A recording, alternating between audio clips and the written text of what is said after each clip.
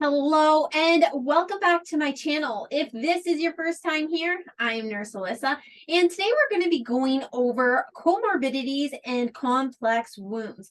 But first, if you could hit that subscribe button, it would be greatly appreciated as it does help my channel reach more people. So let's get started, guys. So the presence of more than one chronic condition in an individual is often referred to as a comorbidity. Various comorbidities can interfere or inhibit the wound healing process. So these conditions are associated with complex management, economic burden, and poor outcomes. Some of the obstacles to healing include nutrition, aging, diabetes, infection, just to name a few. Okay.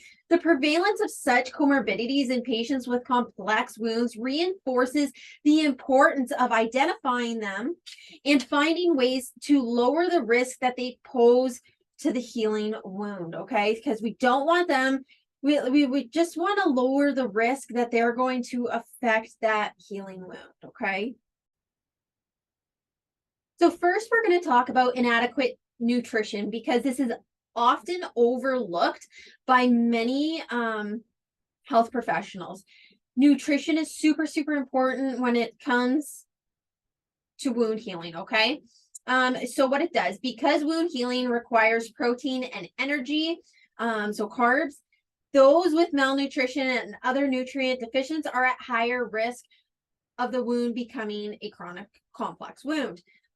Deficits in carbohydrates and certain vitamins and minerals can also factor in to stalled wound healing. Okay, so when we have a stalled wound, we're at higher risk of infection, and it's going to be at higher risk of it becoming complex, doesn't want to heal. Okay, malnourished patients may have decreased immune function, muscle loss, reduced collagen synthesis, diminished strength, loss of function, as well as higher risk of infection, hospital-acquired conditions, and mortality.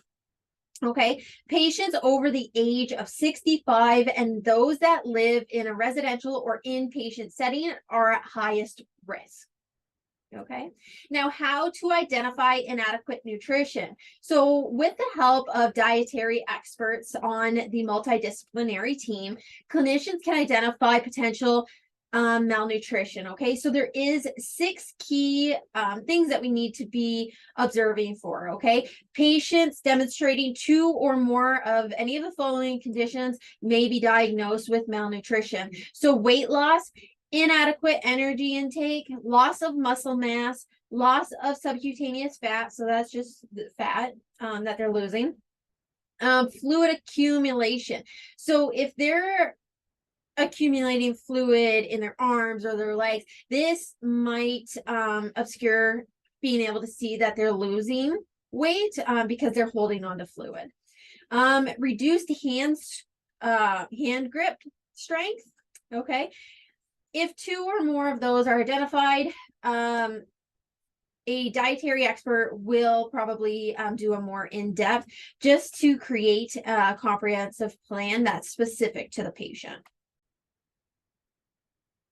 So how can we really help with nutrition?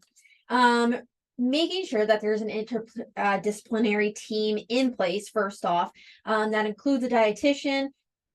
This can drastically improve patient nutrition, okay? Adding supplements, protein fortified or nutrient dense food, just educating and telling them that, we really have to focus on these nutrient dense foods while we're healing and tell them why. That can do a big thing. And then if necessary, tube feeding nutrition. Okay, although the recommendation daily intake, it is the same for both young and aging adults. Researcher has shown that the aging population should consume more daily protein. There are several factors that include protein metabolism, and just being able to support acute and chronic conditions, you do need extra protein. Okay, literature does suggest that anybody over the age of 65 should be eating 1.2 to 1.5 grams per kilogram of body weight. Now, if the patient is malnourished, they should be eating 2 grams of protein for every kilogram of body weight, okay? It's estimated that 35% of those that are living in residential care do not meet this requirement, okay? And this could be due to decreases in appetite, cognitive impairment, psychological issues, chewing, swallowing, social culture factors, financial, okay? We have to be thinking about all these things. We need to build a good rapport where our patients trusting us to talk to us if they're having financial issues, because we can, like, if you have that rapport with a patient and they trust you, they will come to you about these, and it's a lot easier to then deal with the problems, right? You can work through them together, either getting social services involved, food support agencies, right? There's all different things that we can do to support our patients. We just have to take the time to talk with them and listen. So next we have diabetes. So approximately 500 million people have diabetes, and 25% of people with diabetes will develop a chronic wound. So diabetes has several associated complications that do pose unique challenges to wound development and healing. So hyperglycemia, so this is high sugar levels, can lead to blood vessel narrowing and decrease ability of the red blood cells to transport nutrients to the tissues. Okay. In addition, diabetic neuropathy can cause loss of sensation in the extremities that increases the risk of that patient being able to recognize injury, especially foot ulcerations, okay? Diabetes also cause immune cells dysfunction and can lead to more infections. All of these biochemical, vascular, and neuropathic factors can contribute to non-healing or delayed wound healing, okay? So how to identify it? Although wound care clinicians are not the ones that diagnose diabetes, we need to have an awareness of the presenting symptoms. And this may be helpful in discussions with the care team to make sure that the patient is receiving the care that they need, okay? So signs of diabetes include excessive hunger, thirst, and urination, fatigue, numbness or tingling in the hands or feet, okay, so that's neuropathy, blurred vision, slow healing wounds, and more infections than usual for a patient. So those are the symptoms, but some patients, they don't present with any of these and they are asymptomatic. So wound care clinicians can assist a patient, but we really need to be making sure that the patient is seeing all of their interdisciplinary team, especially when they have things going on like a chronic wound. So their endocrinologist or podiatrist, dietitian, diabetes educator, ophthalmologist, optometrist. Okay, there's so many people that a diabetic should be seen. And seen regularly, especially for foot care, anything like that at regular intervals, okay? So we want to advocate for them, make sure that they're seen and going to these doctor's appointments, talking to them, make sure that they have a ride to these. If not, you could set up community rides. But you just really, as a wound care clinician, we are in a unique space for education and having doctors write referrals that are needed to other specialties, right? And if we think that our patient is lacking somewhere, we need to be relaying that to the doctor, writing up a fax to them, whatever care setting that you're in, get a hold of the doc and make sure that they are seeing the appropriate specialists. So aging is also a factor. So the skin of older adults is more fragile and more prone to breakdown.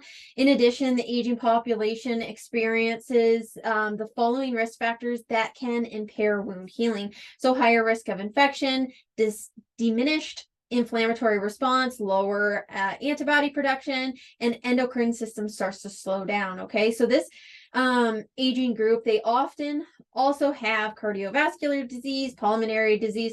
This impairs oxygen delivery to the tissues and delays wound healing. Okay, so how to help. So clinicians can identify any other comorbidities and ensure that these conditions are being managed effectively as well. Okay. Frequent skin checks is absolutely necessary in older adults. Especially they sit a lot, right? So that tailbone region, so the coccyx region, skin tears. Even we have to watch out for the adhesives that we're using on older adult skin. We don't want skin tears, right? And then I have really noticed that if you hold the skin kind of taut when you're taking off a bandage, it will help prevent a lot of skin tears. You don't just want to grab and just rip it off. You never want to do that. You want to take your time, hold that skin and peel it back.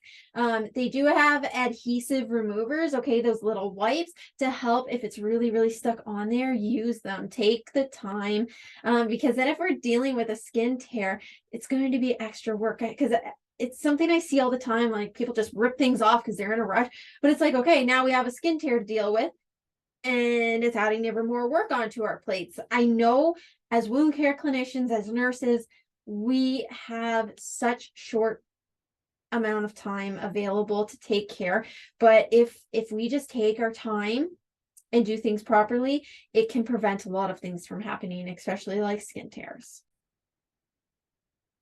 So next we have infection. So bacteria can proliferate in a wound or on the skin. So if present at certain levels, the organisms will cause infection, and they can use the oxygen and nutrients needed for wound healing. They'll also put off a byproduct that also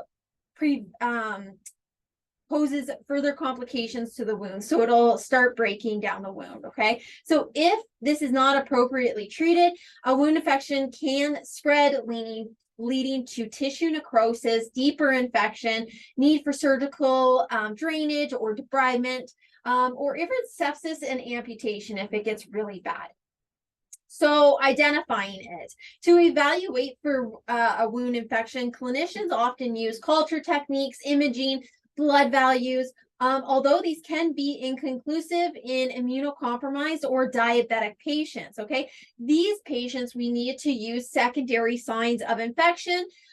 So say we have serous exudate, it's not pus, it's just that clear straw fluid coming out. But if it's with inflammation, okay, or delayed wound healing and have some breakdown, we know that this is infection, okay? If we have pocketing or malodor, so smell, especially in immunocompromised or diabetic patients, it is an infection, okay? Also using our nerds and stonies, okay? I do have a video linked down in the description about nerds and stonies. That is a way to identify if it's a local infection or a deep spreading infection in a wound, okay? Now, how do we help infection? Topical, oral, intravenous antibiotics are often applied. Sometimes an infectious disease specialist, we may ask them for a consult. Accurate culture results. Okay, I want to talk about this for a minute. We need to make sure that when us as wound care specialists or as nurses, if we are asked to take a culture of a wound, that we know how to do it. Okay, we need to make sure that that wound is clean before we do it. I've seen this so many times where they're like, where someone goes to take a culture of a wound and they take off the bandage and they want to get all that nastiness that's on top there, and it's like, no, that's not what we do. Okay, so I'll link another video in below of how to actually properly take a swab of a wound, okay? So accurate culture results can help guide proper antibiotic selection, okay? They'll do a culture and sensitivity and see what antibiotics will work the best and which ones won't work, okay?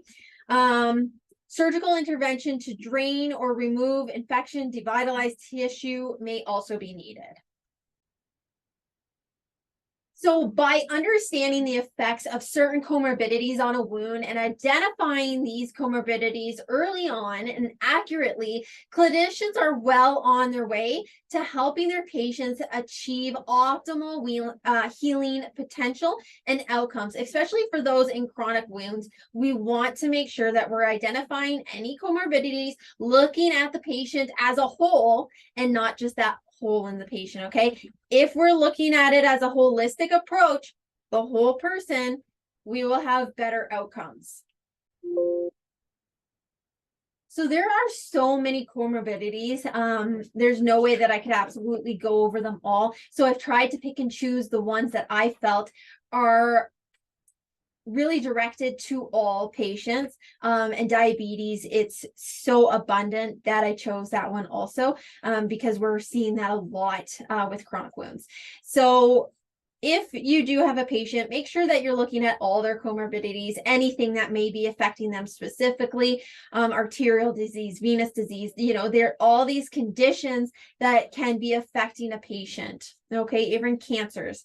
They're immunocompromised. So we want to be looking at that. Look at the patient as a whole, and you'll be well on your way to optimizing wound healing for that patient. But that's all I have for this video, guys. I hope you did find it helpful, and I hope to see you in my next video. Bye for now.